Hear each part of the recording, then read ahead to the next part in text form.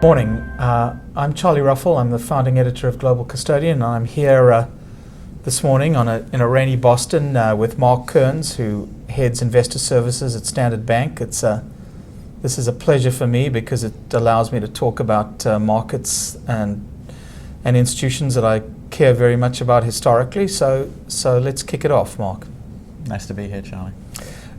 Let's start off with Standard Bank for a second. Talk a little about the role that investor services plays at Standard Bank. It's always been, I know, an important business for them. Now, investor services, Charlie, is it's one of the three pillars of our transaction bank. So it sits alongside our cash and trade activities. And that transaction bank is one of the three pillars of our corporate and investment bank. So we sit alongside the global markets activities and the investment banking activities. As with many banks, transaction banking has got a prominent focus in the organization. And within that, investor services and the region we cover is critical to our overall strategy, but very much in line with how we're strategically looking at our business overall, in the sense of we're very much about connecting international markets to Africa and Africa to international markets. That applies across the franchise and equally so in investor services. Well, I know from 2 decades and more back, whenever I went out, Standard Bank has always been a leader in the space, so it's great to see that tradition continues. We're talking about really one of the most economically dynamic and kinetic marketplaces that exists today. Give us some high-level thoughts on some of the changes taking place in Africa now that, from your standpoint and from your business standpoint, are most interesting. Everybody will be well aware of you've got significant GDP growth in many of the markets that we're active in. And that GDP growth really has many other effects associated with it. If you look at the capital markets infrastructure, not only has it developed strongly, particularly over the last decade, but many of the capital market structures that we're familiar with from a developed market perspective are now becoming increasingly mature within the African markets. Obviously, the dynamics of these markets is still very much characterized as emerging or indeed frontier. But things like the international interest in Africa as a destination for investment, that's absolutely on the rise, both from a fixed income point of view and from an equity perspective, and I'll maybe develop that a little bit later. But the other dynamic is what's happening at a domestic market level. Clearly, many of these countries are highly populous. You've got emerging middle classes in many markets. You've got developing pension systems in many markets. So those drivers are real stimulus for the financial sector throughout Africa, real stimulus for the development of capital markets. And the demands of the local economies are really manifesting themselves in areas that are obviously very mature internationally, but still in formative stages in Africa. I suppose the other thing Africa does, it always has the power to surprise. Things happen quickly. All the more reason to have really strong eyes and ears on the ground from a sub-custodian level. No, I think Standard Bank, we're all about Africa, and I think doing business in Africa, having that local knowledge, being able to be an advocate in the local market, work with all elements of the infrastructure in the local market, both in terms of developing, in terms of innovating, in terms of dealing with issues that arise from time to time. That intimacy and knowledge and having people in high number on the ground, makes a material business to getting things done. You have smoother and better functioning marketplaces now, and you can be confident that, presumably global investors can be confident they can actually get done what they need to be done from an operational standpoint. No, I think in asset servicing globally, the issues of there's a tremendous focus on regulation, managing operational risk. And I think particularly, again, over the last decade or so, the further development of the exchanges, the CSD infrastructure in the markets, the policies that apply in those markets from a settlement perspective, they're very familiar now to experienced international investors. So I think the confidence level of investing in these markets, there's been many things that have happened to mitigate the investment risk, in the eyes of the investor.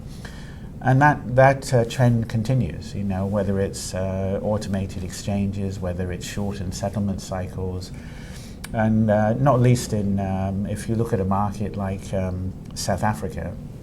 I mean, South Africa in the context of security services, whilst it's would be classed an emerging market, every characteristic of it is a developed market. It's first world, absolutely. Exactly. That's of course been true of South Africa for a while. Are there other markets that you can, obviously not in terms of size, and we know South Africa is sort of sui generis in Africa, but are there other markets that you can have the same confidence operationally in? Yeah, and I think the concept of delivery versus payment is obviously applicable throughout the region. I think a number of the markets have become increasingly automated, and I think one of the challenges is what investments are made and when, and obviously the larger the scale, the greater the liquidity, the more developed the exchanges and so forth. Obviously the higher level of things like SDP, connectivity between the different components of the settlement cycle. They're in varying stages of development based on the markets. But if you take a market like Nigeria, which has shown significant growth, in 2013, the growth in the market from a valuation point of view, from an activity point of view, was significant, and is now a major destination from an allocation point of view on the African continent. But within that market, you've got developments, for example, automation into the CSD from the custodians is a big focus from an initiative point of view. We've got the introduction of securities lending. So that's now, from a legal and regulatory point of view, is an approved... And that's a relatively recent development. In fact, it's there's been some test trades conducted, but we'd expect a formal launch of that capability before the end of this year. So that's just going to give you a little more latitude in terms of making sure that you don't have the sort of operational fails that otherwise you'd deal with. I think there's obviously lending is an approach that can deal with failed trade situations, but it's more the introduction of lending is probably will be a stimulus for the development of the derivatives market. Right, so it's almost a necessary lubricant. I was figured to the efficient functioning from pricing and operational. It's like important to have. No, absolutely, and I think there's that kind of area, going back to an earlier comment, that the collaboration in the market is exciting to watch, so we've been at the forefront of that, with whether it be the regulators, whether it be broader market participants, and it's exciting to see that dynamic really evolve, where the market understands the requirement for the capability, understands the benefits that it'll bring from a liquidity point of view. But it's indicative of development, and it's indicative of the market desire to grow and be attractive both for domestic investors and international investors. Right. You talked about South Africa. That still remains the major sort of investment destination on the continent. Talk a little about some of the changes that are happening there, even from an environmental and competitive standpoint. I think South Africa is, as I mentioned, it's a mature market in many respects. And obviously from an equity point of view, you've seen an appreciation in the equity market quite significantly over the last 2 years, and a tremendous interest in the fixed income market, not least because of Fed policy, which would be a stimulus for a lot of the emerging fixed income markets. But in terms of developments, I think what we're seeing in South Africa is those product capabilities that you see delivered by, for example, the global custodians, they're increasingly in demand in South Africa. So if I look at our own product set, we're a major trustee, we're a major custodian, but we're a leading securities lending agent, derivatives clearer, but also, and interestingly, in a global context, we also provide accounting, valuation, performance analytics. So part of for investors going out too, for particularly pension funds that have got multi-manager structures, and allocation outside of the South African market. So we're seeing the concept of, let's say, solutions for clients being very much the trend. So clients potentially use us as an example. We'll have a multi-manager pension fund, but they'll use us for singular custody across all of their activity. They'll use us for accounting, valuation, and analytics. So they've got consistent and consolidated reporting. Or they'll also use us for securities lending, for example, because we've got the assets pooled with us as the custodian. So in that sense, the product solution requirement is very much a trend that we're seeing. Well, it comes back, I suppose, to some extent.